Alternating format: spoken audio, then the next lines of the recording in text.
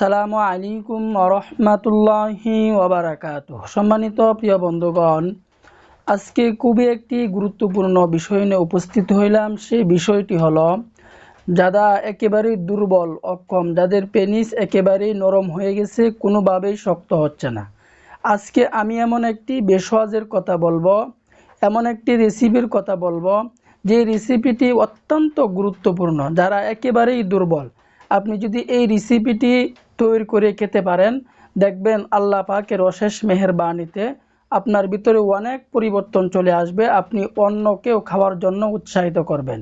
এই বেশওয়াজটি অত্যন্ত গুরুত্বপূর্ণ। তো এই বেশওয়াজটি আমরা কিভাবে তৈরি করব, তৈরি করার পর কোন নিয়মে খাবো, এর বিস্তারিত বলে দিব ইনশাল্লাহ। আল্লাহর উপর ইয়াকিন রেখে, বিশ্বাস রেখে যদি আপনি খেতে পারেন, তাহলে আমি আল্লাহর উপর ইয়াকিন রেখে, বিশ্বাস রেখে বলতেছি, অবশ্যই আল্লাহ পাক রব্বুল আলামিন এটার সুফল, এটার সফলতা আল্লাহ পাক রব্বুল আলামিন আপনাকে দান করবেন। তো আমরা দেরি না করে মূল আলোচনায় চলে যাই। এই বেশওয়াজটি তৈরি করতে হলে আমাদেরকে 3টি উপাদান নিতে হবে। আমি আবারও বলতেছি, এই বেশওয়াজটি তৈরি করতে হলে আমাদেরকে 3টি উপাদান নিতে হবে। 1 নাম্বার উপাদান হচ্ছে আমাদেরকে একদম তরতাজা একটি কাঁচা পান নিতে হবে। 2য় নাম্বারে আমাদেরকে নিতে হবে কালো জিরা। 3য় নাম্বারে আমাদেরকে নিতে হবে কাঠি মধু, একদম খাঁটি মধু। এদিকে আমাদেরকে সতর্ক থাকতে হবে যে বাজারে অনেক সময় আপনাকে ভেজাল মধু দিয়ে থাকে, আপনাকে একদম কাটি মধুটা সংগ্রহ করতে হবে। তো এই 3টা জিনিস যখন আমরা সংগ্রহ করব, এই জিনিসগুলো যখন আমরা পেয়ে যাব, এরপরে কিভাবে আমরা বানাবো, এই বেশওয়াজটি কিভাবে বানাতে হবে, এর বিস্তারিত বলে দিচ্ছি ইনশাল্লাহ। দেখুন, রোগ যেহেতু আপনার, রিস্ক আপনাকে নিতে হবে, আমল আপনাকেই করতে হবে। কে কি বলল সেদিকে আপনাকে কর্ণপাত করলে হবে না। তো রোগ যেহেতু আপনার, আল্লাহ তাআলার কাছে আপনাকেই চাইতে হবে। রোগ সম্পর্কে আল্লাহ পাকের কাছে চাইতে হবে। আল্লাহ পাকের কাছে যদি চান, তাহলে অবশ্যই আল্লাহ পাক রব্বুল আলামিন আপনার রোগকে দূর করবেন, কখনোই খালি হাতে ফেরাবেন না।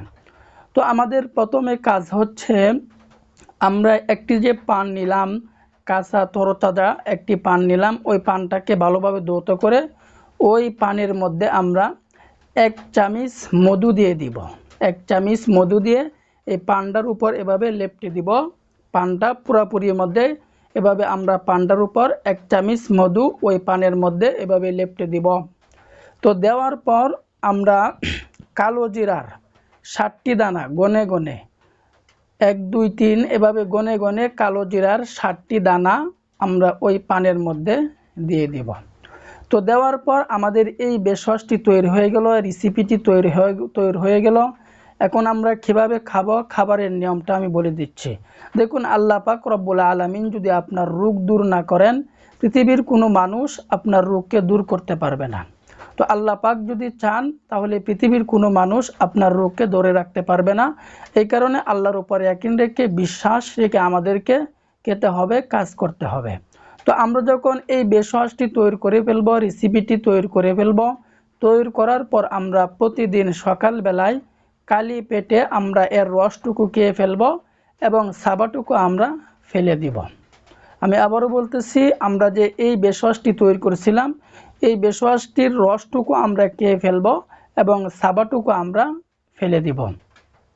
আবার আপনি রাতে ঘুমানোর আগে, মিলনের আগে, সহবাসের আগে, আপনি যদি এটি সহবাসের আগে যদি আপনি খেতে পারেন, তাহলে আপনাকে 1 টাইমের মতো কাজ করবে। যে আমাদের মাঝে অনেক যুবক ভাইয়েরা আছে যারা 1 টাইমের বড়ি খায়, আমি তাদেরকে সতর্ক করতে চাই, আপনারা এই কাজ থেকে একদম বিরত থাকবেন। দেখবেন এটা খেতে খেতে এক সময় আপনার অনেক অসুবিধা হয়ে যেতে পারে। এই কারণে আপনি বড়ি খাওয়া থেকে একদম বিরত থাকবেন। তো রাত্রে যখন আপনি মিলনের আগে আপনি রসটুকু খেয়ে সাবাটুকু আপনি ফেলে দিবেন। এভাবে যদি আপনি 1 মাস পর্যন্ত এই বেশওয়াজটি খেতে পারেন, তাহলে আপনার ভিতরে অনেক পরিবর্তন চলে আসবে। আপনি অন্যকে খাওয়ার জন্য উৎসাহিত করবেন। তো আল্লাহর উপর ইয়াকিন রেখে, বিশ্বাস রেখে আপনি আজকে থেকেই আমলটি শুরু করে দেন। এই রেসিপিটি আপনি তৈরি করে দেন, এই বেশওয়াজটি আপনি নিজেই ঘরে তৈরি করে আপনি খাওয়া শুরু করে দেন।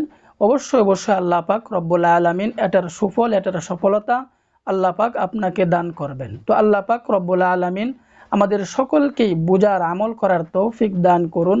আমিন।